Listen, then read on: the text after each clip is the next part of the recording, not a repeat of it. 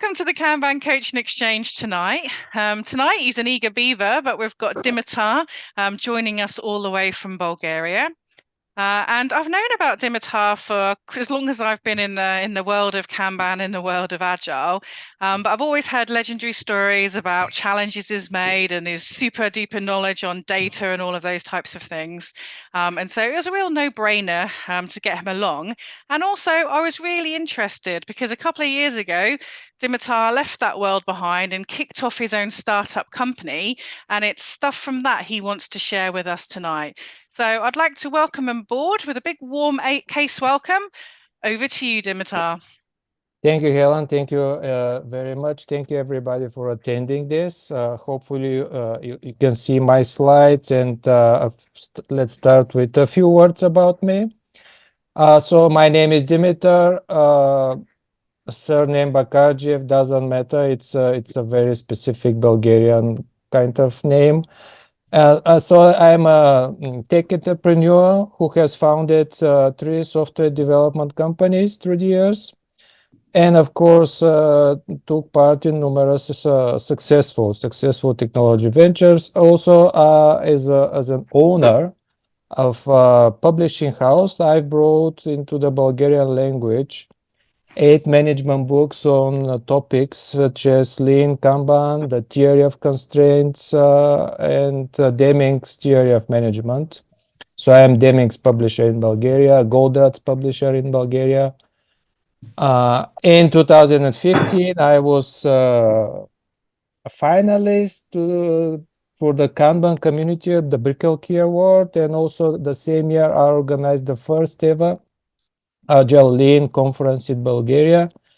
And recently I was awarded a United States patent for the kit technology, right? So that's what I'm doing these days. I'll start with the takeaways. They are not really takeaways, but at least how I see the stuff that I will be presenting tonight. So first of all, the knowledge-centric perspective that I'll be presenting does not contradict the principles and practices of Kanban in any way whatsoever. Instead, my goal and my hope and my belief is that it substantiates the claim that a Kanban board maps a knowledge discovery process. And I'll go through this at length. And of course, I have put here that there should be more predictability and authenticity. That's my kind of feelings about how this should affect the, if any, effect on the Kanban community or practice. But in general, this is kind of a well-articulated my management practice through the years. It is just like recently I was able to articulate it in a proper way. Yeah. So because I expect everyone to be very much familiar with the Kanban method, I would not spend time on principle and practices, assuming again that all of you know it quite well. So the first part of the presentation and the talk would be about the knowledge discovery process, and what actually is this, right? So we know that Kanban is not a process or a recipe or a framework. It is a way to see the world. And we call it the Kanban lens. And the Kanban lens allows us to see work as flow. Workflow is a knowledge discovery process, that is, as a sequence of knowledge discovery steps. Knowledge work as a service, and organization as networks of services. So this way we can discern the true nature of software development as a progression from some knowledge about an idea to full comprehension of a finished product ready for delivery, right? And And this knowledge discovery process, I will give here a description. So a knowledge discovery process refers to a discovery and transformation of invisible knowledge into a visible and tangible output. So the process of knowledge discovery starts with identifying the knowledge to be discovered, which can be thought of as the question, answering the question, what do we want, what do we need to know? And this represents the gaps in understanding or information that is missing in a group of individuals or for each individual. And the process starts to you see here the diagram, the process starts to the left with finding this missing knowledge. So this is the input to the process. And into the middle is what I call like the knowledge discovery as such. And it is kind of a black box. And the knowledge discovery is this part of the process where the questions that we have are being answered. And the tangible output is the output of this process, and it represents the knowledge discovered through the knowledge discovery. And it will encapsulate the knowledge. It will kind of contain the knowledge or the new information that was discovered during this process. So the input is processing missing information, and the output actually contains something tangible. So the input is something intangible, and the output is tangible. Let's say source code or working software or something like that. And this knowledge discovered, which actually is the result of the process as part of the tangible output, we need to kind of calculate it, and we need to calculate it in bits of information. So here we get into a bit very high level understanding of the theory of information by Claude Shannon. And because most of the people I have found, they don't recall from the graduate school what a bit is. So bits of information is the average number of binary means yes or no questions asked to gain the knowledge required to produce this tangible output, right? So this is math, and we will not get into this math. It's just very handy for you to hopefully remember that 1 bit of information equals 1 question, binary question, that allows us to exclude 50% or half of the possible answers or possible alternatives. I'll give you an example, but this is very important, right? What is 1 bit of information? It is if we can exclude half of the possible answers to a question, we acquired 1 bit of information. And here is an example. So here we have, imagine we have 64 empty boxes, and in one of the boxes there is a gold coin. And we have to find the gold coin only by asking binary questions. So binary questions, again, it's like they should be answered with yes or no. For instance, is the coin in the box number 25, for instance? This is a binary question, yes or no, right? Or is the coin in the left-hand part of the search space, right? So this again, yes or no. And this is an example of a knowledge discovery process because it will allow us to get a tangible output in the form of a gold coin. All right. So here, an example. We have 64 boxes, which means that on average we will have to ask 6 binary questions. This is a very simple math. So our required knowledge is 6 bits of information, And here we have prior knowledge, which means do we know anything about the position of the gold coin? And if we know nothing, which means that we have 0 bits of prior knowledge.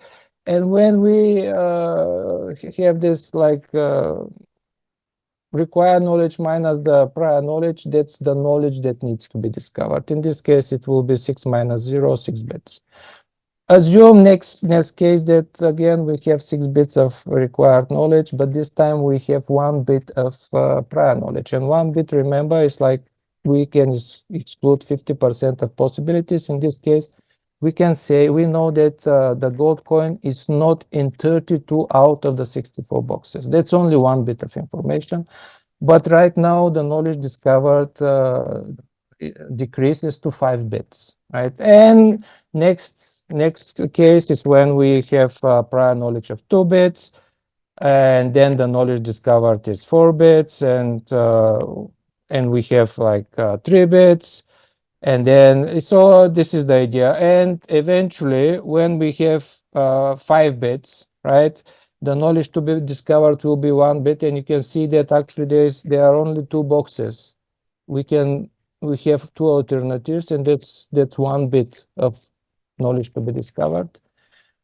And here, when we know exactly where the coin is, so our required knowledge maps our prior knowledge, existing knowledge, so which means we have no missing knowledge.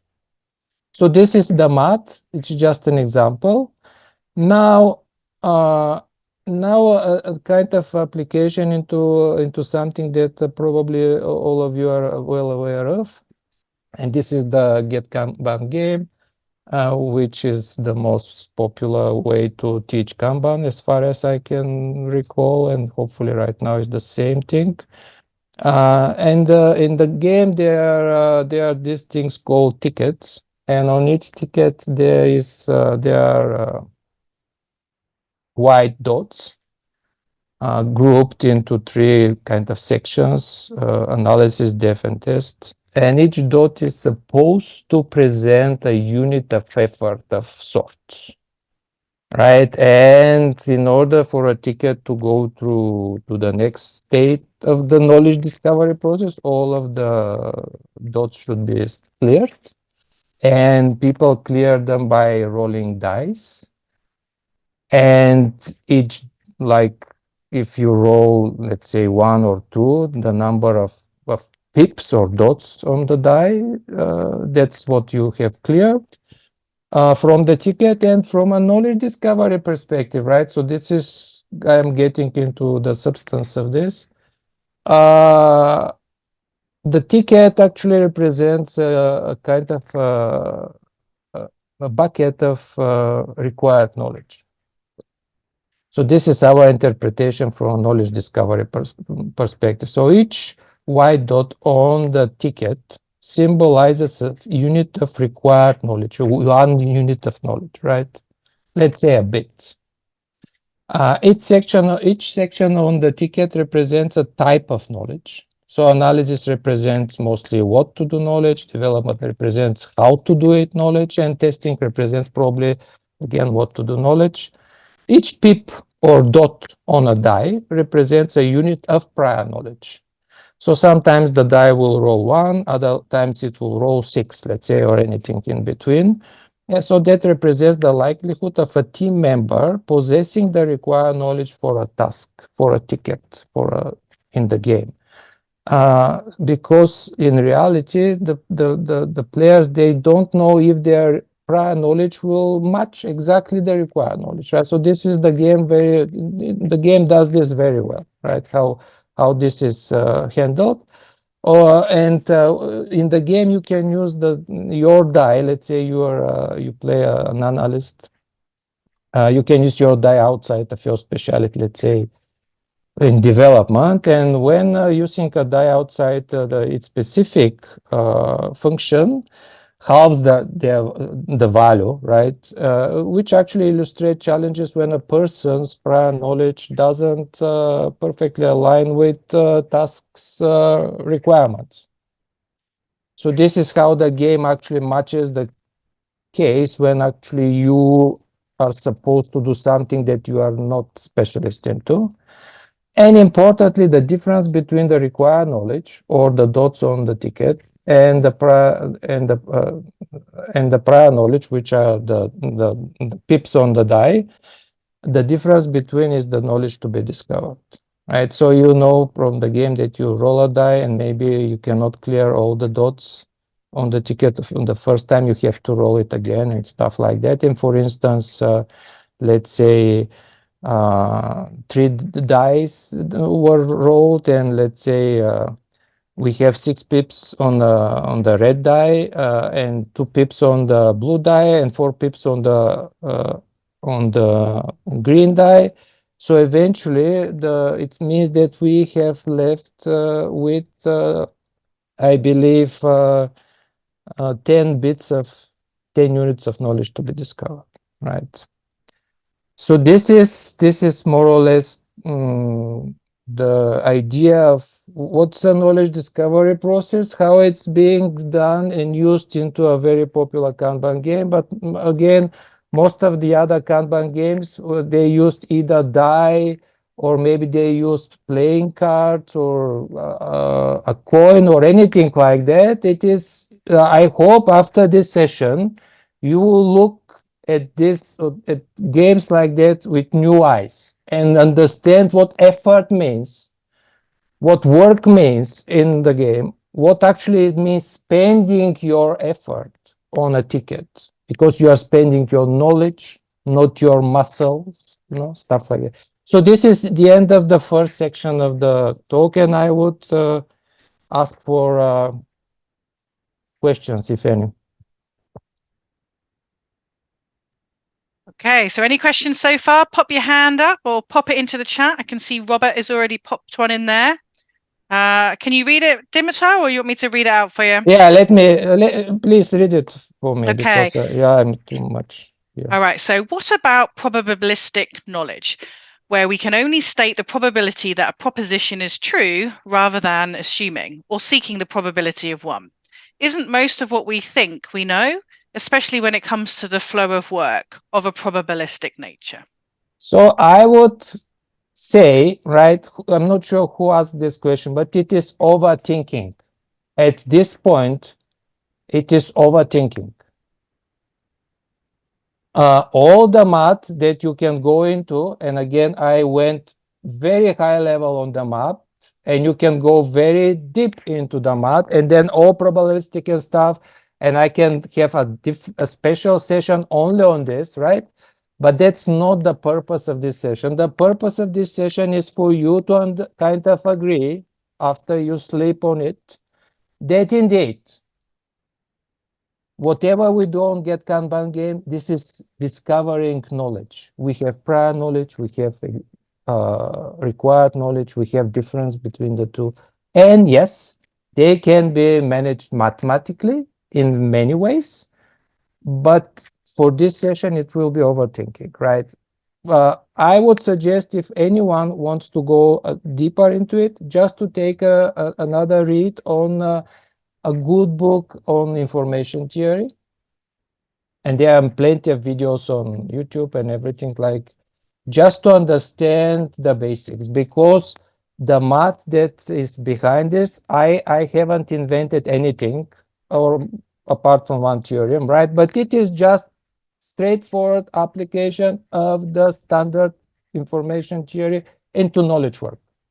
That's it. That should be enough for you to use it in practice, right? And we can have another session on the, like, delving into the probabilistic part, because it's like many people know, and Alexei Zheglov knows for sure, the theory information, it is a probabilistic theory, right?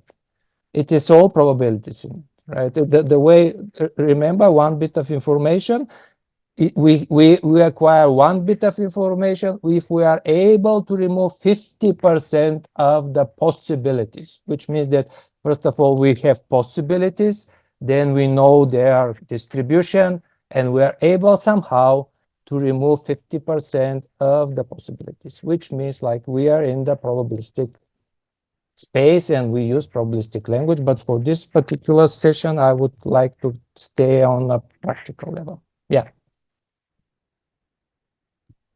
Okay. No more questions have come up. I suggest we keep on going.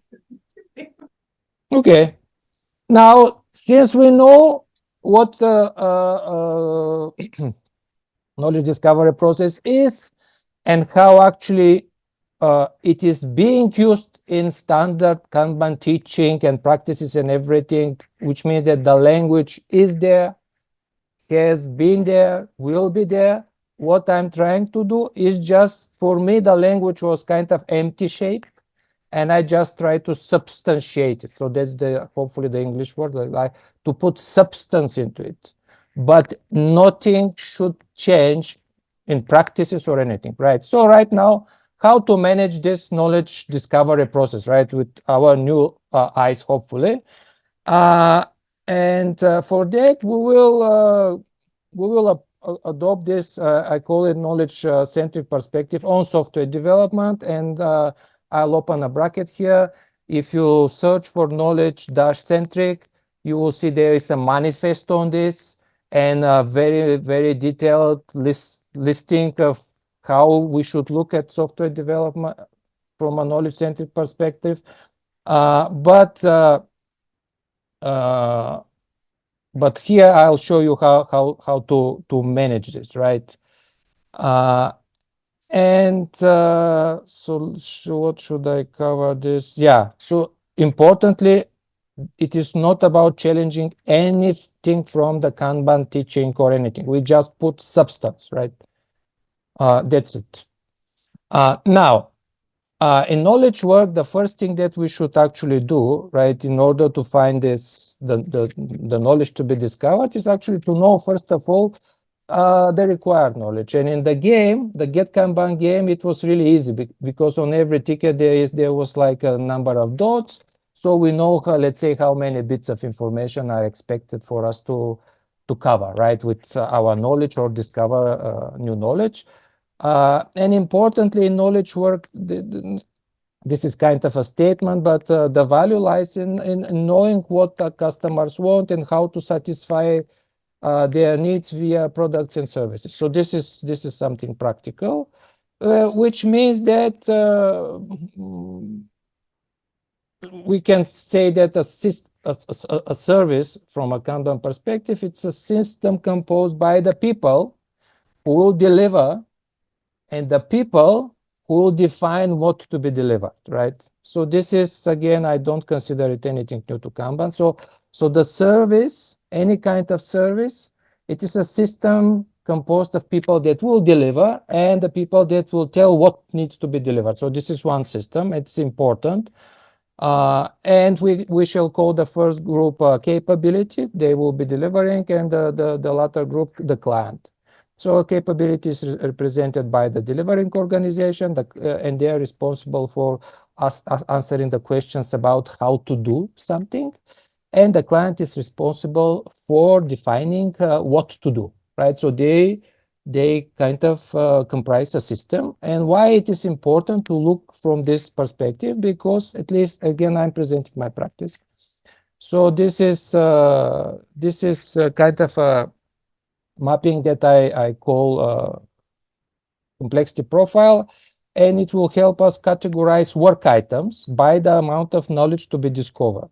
That is by the amount of missing information in bits. And work items can be broadly categorized in three types. First of all, items that have knowledge to be discovered about what to do, which means the problem. They define the problem. Another type of work items, they have a knowledge to be discovered about how to do it, which means the solution to the problem.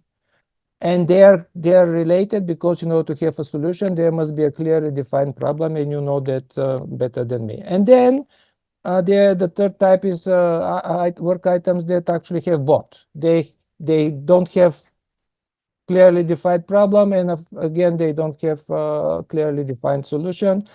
And And we can call this complexity, right? So a level of complexity depending on how much of the knowledge is missing, right? And we can represent them in kind of this matrix, right? And we call it, I call it the complexity profile. And the vertical axis of the matrix represent whether the team has clear and distinct understanding of the work item. That is, what do they know what to do. And the horizontal axis represents whether the team knows how to complete the work item, how to solve the problem. And here the knowing, when we say knowing, it's kind of a binary variable. You either have it or not have it, right? Yes or no. And this is the very simple, the simplest way. And the green quadrant represents work items which are clear, which means that the problem is well defined and then the solution is well defined. Which means that they don't have anything like missing in terms of knowledge to be discovered. And importantly, is with the, if we take back kind of if we refer to the Get Kanban game, the complexity profile is a very much constant, context dependent. So for the different teams for the same problem, they will have different complexity profiles because it depends both on the capability and the client. And we can put, we can subdivide each of the two dimensions, right? Yes or no, knowing or not knowing, into three ranges. This is some practical tips from my practice. And each range, we can divide into ranges of knowledge to be discovered. And we can say that clear work items are those that have no alternatives, which means that they require zero questions and they have zero bits of knowledge to be discovered.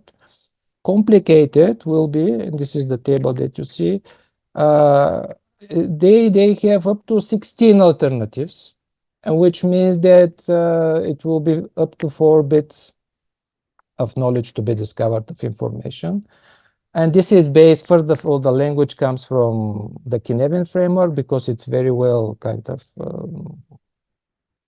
accepted, and also the ranges come from there as well, but this is a different topic.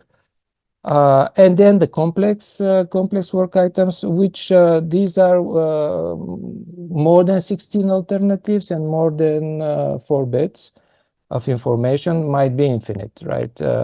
So this thing we can put it into the matrix, and then we'll split the amber and orange boxes based on the number of questions, and that will make the number of boxes 9 instead of 4.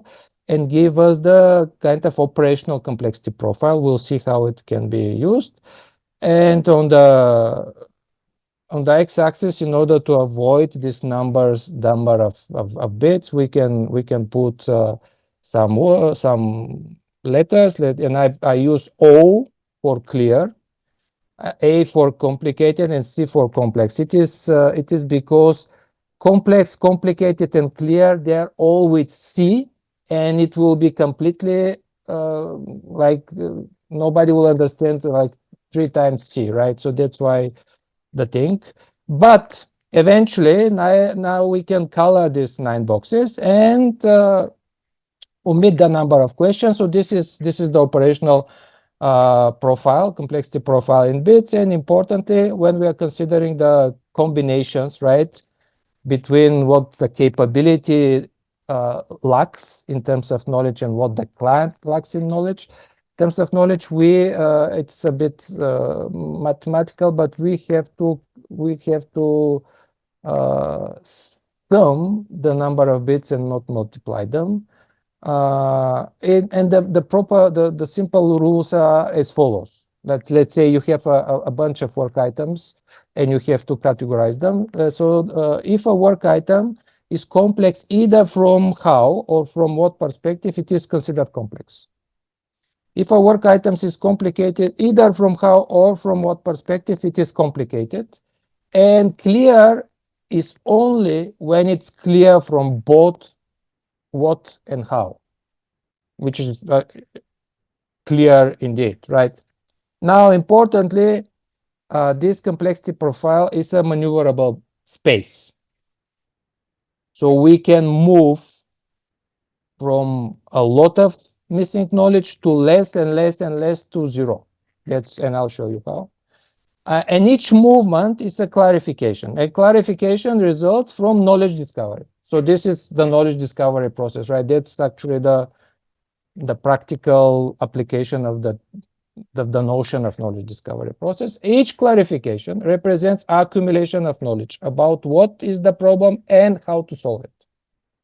All possible movements between domains are presented here. For example, if we want to move, let's say, from CC, that's the most complex case, to a less complex, let's say, which is AC, we can move first of all horizontally, and we want to go to the case AA, which is complicated, right? And complicated means up to 16 alternatives, which is manageable.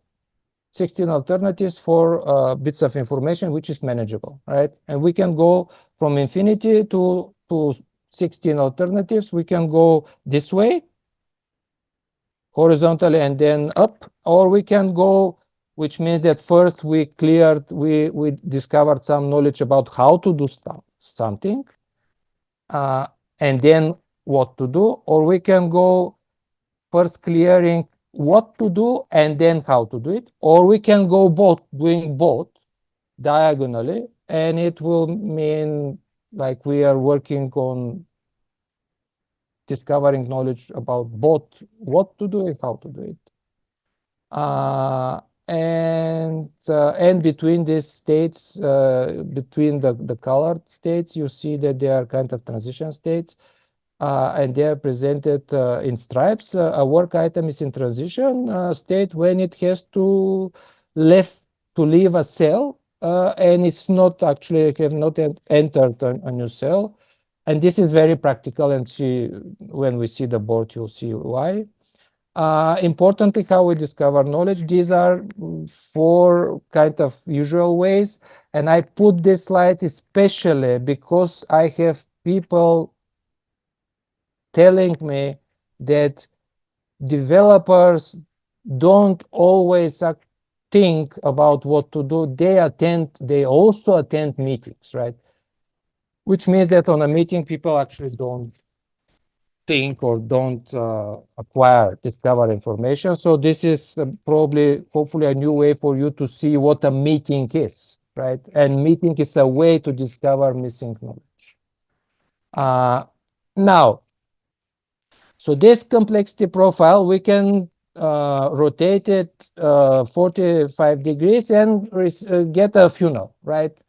And if you have read about upstream Kanban and the book, what was the name of the book? Upstream Kanban by Patrick Stewart.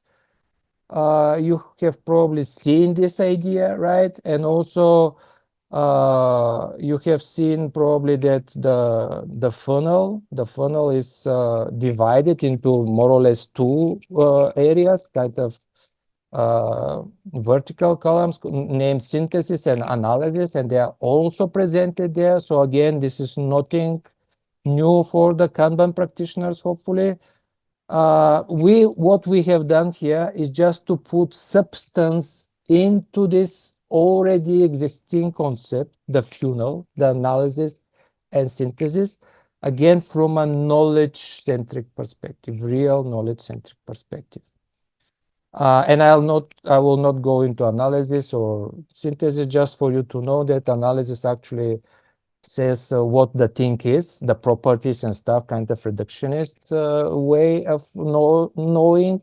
And synthesis is about like how the relationships with the greater system or anything like that. Now, getting finally to a Kanban board. So this is how an end-to-end Kanban board will look like when we take this knowledge-centric perspective. And again, this is present in the Kanban teaching material. Like we have the board in 2 parts. The left-hand part is the discovery board. The right-hand part is the delivery, upstream or downstream, different names for the same thing. In between, there is this thing called commitment point, and And on the left, we have options, and option becomes a promise when actually it goes to the right after the commitment point. And we have on the bottom, we have a place where options are discarded. So what's new here? Again, this each column denotes a different phase of discovery. That's Kanban teaching and learning in a interconnected journey, right? So the new thing is that we have this board, the left hand part visualizes this time a real knowledge discovery process, which means that the items are kind of sized in bits of information. And that's why you can see that on the top, the WIP limits I have put there in bits of information. They are not in number of work items. So this is the new thing, right? But it, I hope, logically follows from the whole concept of a knowledge discovery process, because if you manage a knowledge discovery process, there is no way to limit the number of elements in this process by their number. We have to limit by bits of information. So that's logically, there is no other way. So this is the thing that is different. And what is important here, right? So this is, again, I have used this in practice on a great whiteboard on a wall, right? In an electronic tool, I don't think you can have this shape of the funnel, but you can use much simpler. Anyways, importantly is that the left-hand part is tasked with discovering knowledge, right? Which means that when items exceed this, they should be cleared as much as possible. And the rule, at least the rule I follow, is that from this funnel, from the left-hand side, an work item can exit only if it's clear, or if it's complicated, but only with one bit of information, which means two alternatives, right? That's the rule. And here the color of the work items of the cards, here it means value, not classes of service, just like means value. More value, less value, probable value, not improbable value, stuff like that. Importantly, when a work item enters the right-hand part, it should be clear, which means that the missing knowledge should be up to one bit of information. Why is this important? Because sometimes we need to let's say, there are cases when there is something to be discovered about how to do it, but we think that the developers will be able to do it on like runtime. Or maybe something about what to do, let's say the color of a button, or a copy, a text on the website, or something like that, that can be cleared later, right? But in no way a work item should get out of synthesis into delivery, because it means it is not a lot of missing knowledge is there, and the delivery part is not supposed to work on, to be responsible for the discovery. That's the idea. Yeah. And I believe I have a slide on this. Let me see. Yeah.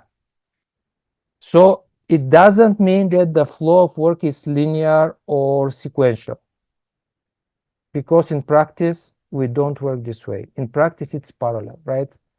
The Kanban board should, I'll get back, should mirror the reality, not actually say what the reality should be, right? And in reality, that's what we do. We think and we deliver kind of in parallel, but this board is, at least in my practice, is supposed to make the whole thing manageable, because it is addressing the substance of knowledge work. It is working with knowledge in terms of bits of information, not in terms of number of work items or anything like that. What was the next thing? Yeah. So what we are doing discovery and delivery at the same time, and I'll show you how I do it in practice. So this is the kind of the workflow, how a complex option can become clear and enter delivery. Just to show step by step. Importantly, from this perspective, is that something which is not kind of maybe in the current teaching. It is possible for an option to go back.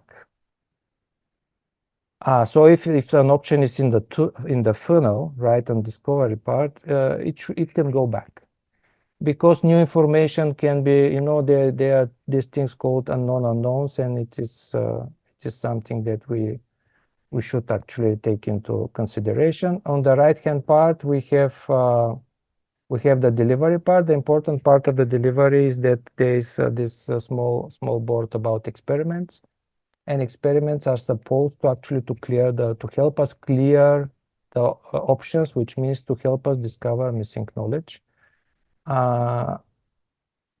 And this board actually shows that we do discovery and kind of delivery at the same time in parallel. So a very much derogatory comment about Kanban I have heard many times is that it's kind of sequential. It's like a manufacturing process. And that's not. Actually, this board shows that actually it's very much nothing like that. It is, I don't know the shape, but it's definitely not sequential. Now, any questions, or should I go to measuring the knowledge discovery process? We have 10 minutes or so. Yeah. Any questions at this point? Oh, we've got one from JDeep. My screen just finished. Sometimes you have to go downstream to discover more information. How would you handle that, please? No. See, the whole thing is not to go downstream, right? If you're going downstream, you are kind of hiding the knowledge discovery process. You are not admitting that there is knowledge to be discovered, and it is hidden, and this makes the whole thing unpredictable, because when we hide missing knowledge or missing knowledge to be discovered, then developers are allowed to say, our job is very difficult. We are creative on a daily basis, and they have to, because they have to acquire new information on their own. And they have to actually work with a client who maybe they don't respond to emails on a timely basis, or they don't respond at all, right? So this is why, from a practical perspective, right, from my experience, right, when I have the client and I show him the left-hand part of the board, and I say, well, you see, the horizontal part, that's how we do things, but the vertical part is what to do. And what to do is your responsibility, right? And you see that you have a responsibility. Remember, a service is comprised by a client and capability. And then when I show this to a client, say, well, see, most of the work is not to the right, it is to the left. And most of the time they actually agreed. And that was very illuminating for them. So don't hide the missing information in delivery. Because when you do, like if you refer to this part, when you do some experiments, proof of concepts or anything like that, in order to clear options, right, it is development, right? Because most of the source code at least should be able to be incorporated in the final delivery, right? If that's what you mean, I forgot the name, sorry. Yes, sometimes we discover knowledge downstream, but it is we have to clearly show when we discover knowledge, we don't know, and we have to spend time on this, or we know what to do, we have to deliver. Right? Hopefully, yeah. So I went too far and too much time. So let me cover some measurement, right? So the present day favorite in Kanban is to use so-called flow metrics, and flow metrics like lead time, throughput, etc., etc. Flow metrics focus on quantifying tangible logistics, such as throughput, lead time, etc., for worked items, and they provide insights into the efficiency and productivity of the software development process as a manufacturing system. That might be controversial, but because they work on number of things, and if you have a manufacturing facility, you work on number of things, they are tracking logistics. Now, they have limitations. While they offer some insights, but they don't cover intangible aspects like missing knowledge. That's why I offer you some new metrics, and they are not part of this presentation because I don't have time, but they like whatever I have here, I have a very long article with more details, and it is part of the kind of the abstract of this event. So we recognizing this gap, we have some knowledge-centric metrics, right? And they measure only knowledge, which means that all of them work with bits. They don't work with number of things, only with bits. And we have the foundational metric, which is knowledge discovery efficiency, knowledge or KIT, and knowledge discovery efficiency quantifies the balance between individual capabilities and work complexity in bits. And then from that, we can actually quantify collaboration, cognitive load, happiness in terms of flow state, productivity in terms of value per bit of information discovered, and rework in terms of bits of information lost. Right? So everything is about bits. But this here we will show only one, which is the learning curve, again in bits of information. But importantly, I believe that combined with the flow metrics, the knowledge-centric metrics provide a comprehensive, holistic view on the knowledge work, thereby augmenting and enhancing the insights provided by flow metrics. For instance, if you want to avoid multitasking, there is no other way unless you actually limit the number of things in flight. You cannot mandate people don't think about two things at the same time. This is impossible. So they combine, but the thing is that they don't collide. So knowledge-centric metrics and flow metrics, they should be, and I have used them like my experience together to provide a more holistic view. And one thing that is I have like so much time. 6 minutes, right? It will be a learning curve. So what is the learning curve?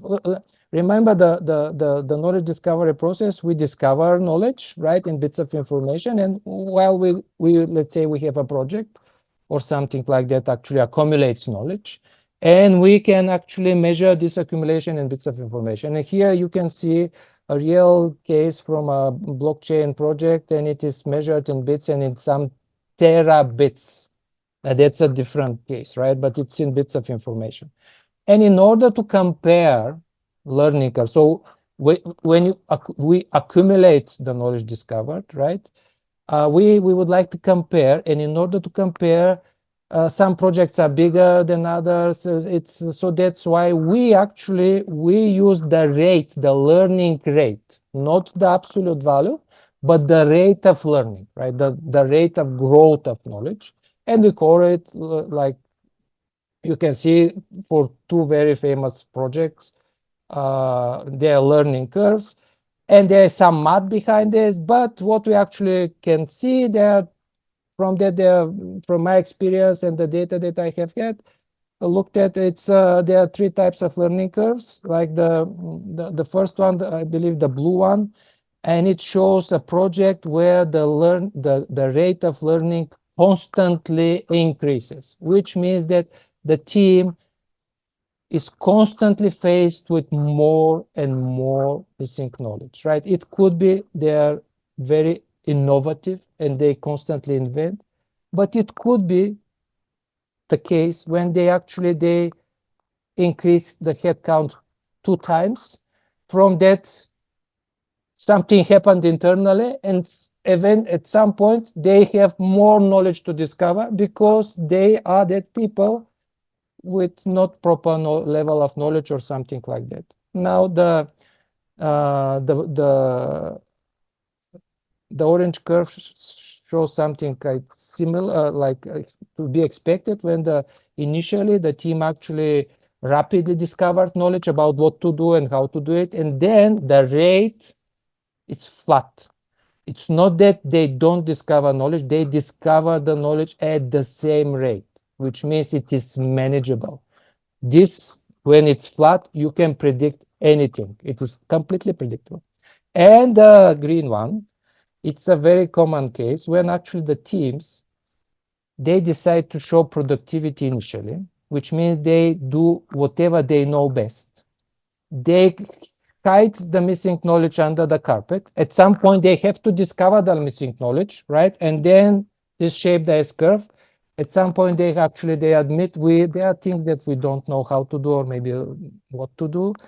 And eventually they discover the knowledge and they flat. So it is eventually the knowledge should get flat, right? And there is a mathematical law, Hipps law, about this. So how this can be used? Only a couple of minutes. A learning curve is a leading indicator. Because here, you see, we have 6 projects. The red one is my current project. Let's say that's my current project. And I compare it with 5 other existing projects in blue.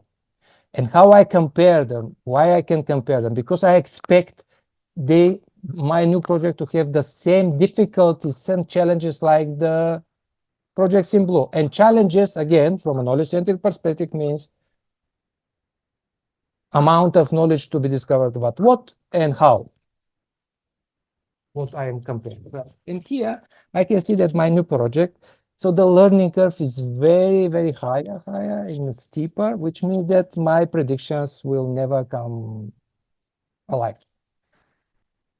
In practice, in a couple of weeks into a new project, this curve can tell you are there any structural and systemic issues. If you use flow metrics, let's say lead time, you have to wait till something is delivered, which is way, way into the future. It's the only leading indicator I'm aware of. And then we can, of course, forecast. And we can forecast by using reference class forecasting. And we can say, let's say, I have some previous projects and I have their learning curves, and my new project is expecting to have the same rate of knowledge to be discovered, again, the rate. And I can compare and I can say, well, let me forecast when I will be acquiring a certain amount of knowledge. And here this way I can actually forecast the completion time. And here the curve actually is the knowledge discovery, the rate of knowledge discovery. And underneath there is a histogram with the probable completion dates, right? Because we are running a simulation. But this is how we can actually forecast. And just to conclude, right, we don't challenge current Kanban teachings or practice. My belief is that I substantiate language which is already there, but it has never been put properly in practice for different reasons. But the language is there. It just has to be kind of really applied. And from my practice, and I can tell you that that's the way to have a predictable knowledge work. And also, this is how we humans work. This is how we do it. We discover knowledge in order to deliver tangible output. So that was it. I believe I am kind of on time, hopefully. Brilliant. Let's give Dimitar a round of applause. Brilliant, brilliant. It's If not you the same as in person, but I appreciated the person who was clapping really loudly then. any questions, I can take questions there. I have time right now. If not, send me an email, or I'm on LinkedIn. You can reach me there, send me questions, send me questions or question or whatever it is, and it's hopefully you will think about using this in your practice. And just on that, Dimitar, using it in practice, what does that really look like? Am I to look at the backlog, look at missing informations, or is it more the principles that you're giving us here that we want to be thinking about in our work? See, this is the board again, and it is very much practical, right? On the left-hand side, you have to have work items, and for each work item, you have to have a number in bits of information. Depending on the number, you put it somewhere into the complexity profile. You find the number, right, by discovering knowledge, by collaboration, meetings, maybe you do some experiments, proof of concepts or whatever, and the work item will move inside this funnel until it is either dropped, discarded, or exits the discovery and enters delivery.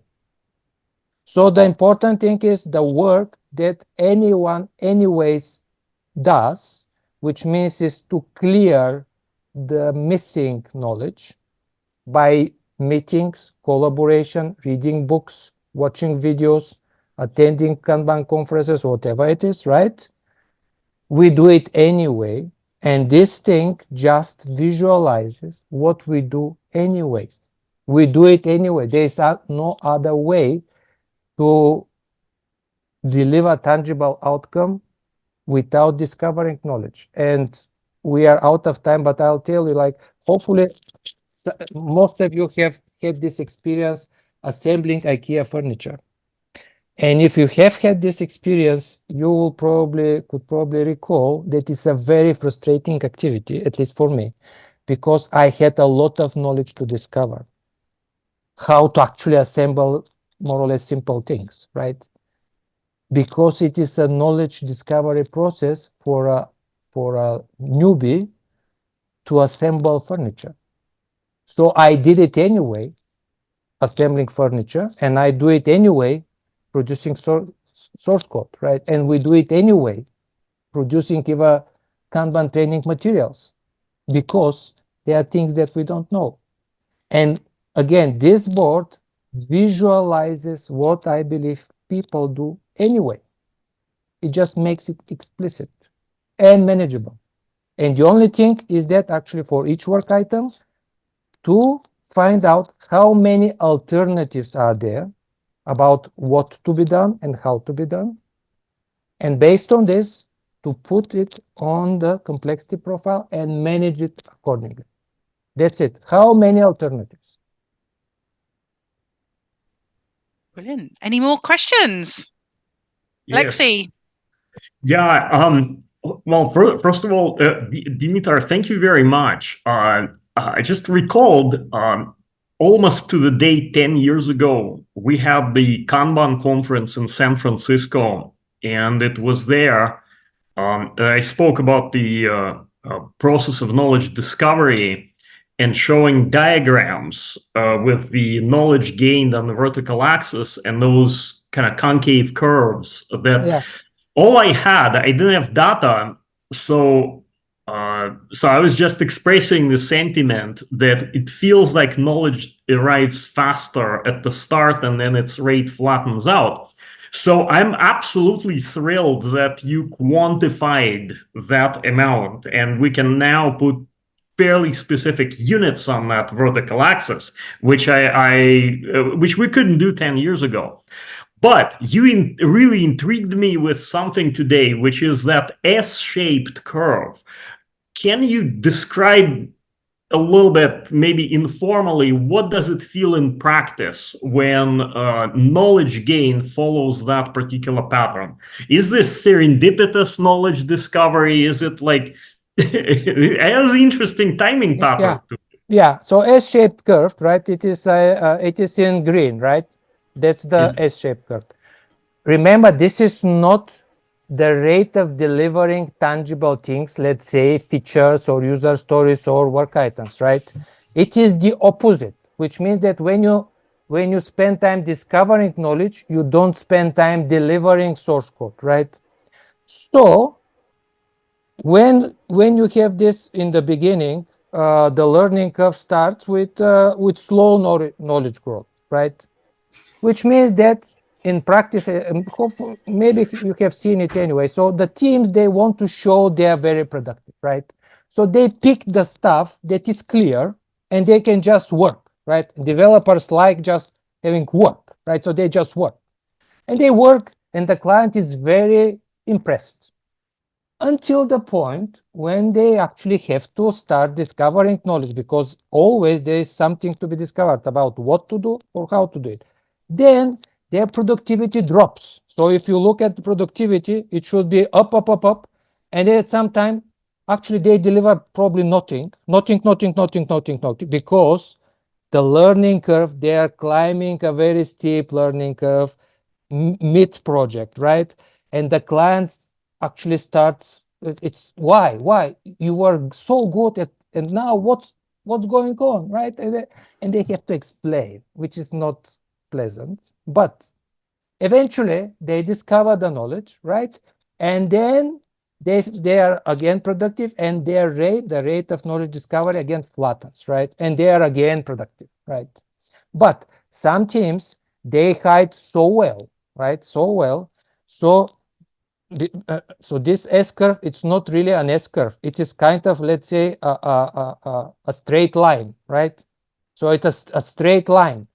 And for the people inside such a project, it's a nightmare, right? Because they are not allowed officially to spend time discovering the missing knowledge. And remember what I said, that the value in knowledge work lies in knowing what to do and how to do it to present something as a service or as a product, right? So the knowledge is the value, right? And there is always missing knowledge. So this S-shaped curve means it is a very bad management there, because they are hiding the uncertainty under the carpet. They are constantly hiding it.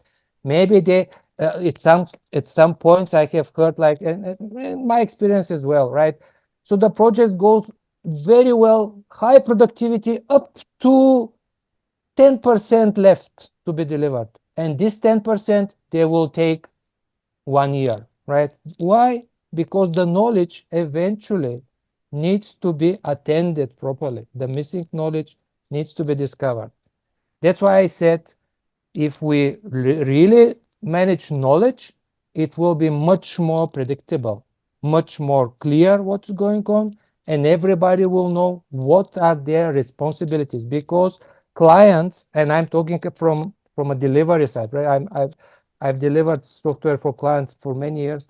Clients abdicate their responsibility to cover the missing part about what needs to be delivered many times. Hopefully I answered your question, but S-shaped curve, it's a very bad management. So we could use it as a kind of as a warning sign that something isn't going quite right if we see this Exactly, yes. That's why I said the learning curve, the rate of learning, is the only leading indicator in knowledge work, right? Because if you expect a normal project, which means that there should be like learning in the beginning, right? And then you see this thing like starting very slow learning, which means no, that's not according to the expectations. Where is the knowledge? Why we are delivering software, producing software, which obviously everybody knows what to do and how to do it. There will be no value in this, right? So this is the leading indicator. Yes, very much in this. Thank you for your question. Just conscious of time, because yeah, sure. But Dominic has also got his hand up. Dominic, what's your question? Yes. Really, it was just a comment, which is that there is a philosophy that projects sometimes follow, which is going to give you an S curve, and that's when people say they're going to pick the low-hanging fruit. Yeah. And I don't like it, but sometimes that's people are very upfront about it. They say we're picking the low-hanging fruit, and that's exactly what happens. So Yeah. it seems like a good idea, but it isn't. But yeah, Exactly. Yeah, it's the same thing. Like they are actually hiding uncertainty under the carpet or picking the low-hanging fruit to show they are productive, to impress the client, to impress everybody, to feel good, because developers, they want to work. So if you give them chance, they will deliver whatever they can. But eventually, the missing knowledge should be acquired, discovered, and paid for.